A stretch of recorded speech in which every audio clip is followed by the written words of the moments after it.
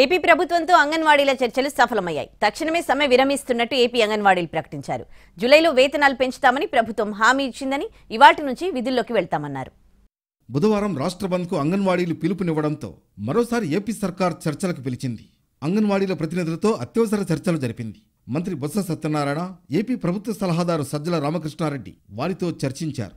చాలా జిల్లాల్లో అంగన్వాడీలు విధులకు హాజరవుతున్నారని, మిగతా సిబ్బంది కూడా విధుల్లో చేరాలని సూచించారు. తమ ముందు 11 డిమాండ్లు పెట్టారని, వాటిలో 10ని నెరవేర్చేందుకు అంగీకరించామన్నారు. వేతనాలు పెంచాలనే డిమాండ్ను జూలైలో నెరవేరుస్తామని మంత్రి బొత్స హామీ ఇచ్చారు. దీంతో అంగన్వాడీలు తక్షణమే సమ్మె విరమించారు. ప్రభుత్వం పూర్తిగా కూడా వాళ్ళ సమ్మె పట్ల సానుకూలత ఉంది.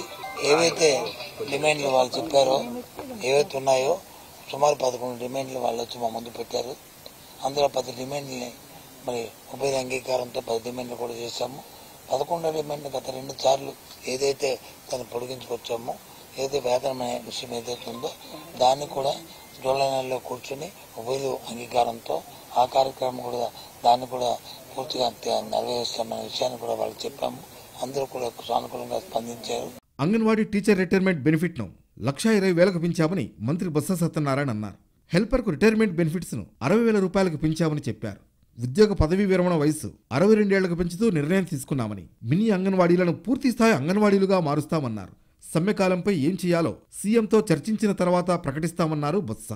ఏదైతే 60 సంవత్సరాలు ఉన్న రిటైర్మెంట్ని 62 సంవత్సరాలు చేయమన్నారు. దాన్ని కూడా ప్రభుత్వం సానుకూలంగా స్పందించి దాన్ని కూడా ఉత్తర్వులు ఇస్తున్నాము.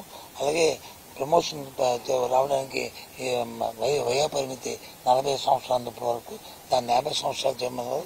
తప్పకుండా దాన్ని చేస్తామని చెప్పని, అది కూడా దాన్ని కూడా ఆలోచిస్తామని చెప్పని ఆ విషయాన్ని కూడా చెప్పాము. ఏపీ ప్రభుత్వం హామీలతో వెంటనే అంగన్వాడీలు సమ్మెను విరమించారు. ఇవాల్టి నుంచి విధులకు హాజరవుతామని చెబుతున్నారు. పెంచే కన్సిడర్ అమౌంట్ ఒకటి కాపీని ఇప్పుడు నిర్దిష్టంగా రాసి మాకు ఇస్తామని చెప్పారు. అది యూనియన్లతోటి ప్రభుత్వంతో అంగీకారమైన అమౌంట్ పెంచడానికి మేము ఈరోజు నిర్దిష్టమైన కాపీ రాసిస్తామని చెప్పారు. దాంతో మేము సమ్మెని విరమించాలని చెప్పేసి అనుకున్నాం. సమ్మె సమయంలో అంగన్వాడీలపై నమోదైన కేసుల్ని సీఎంతో చర్చించాక ఎత్తేస్తామని మంత్రి బొత్స హామీ ఇచ్చారు.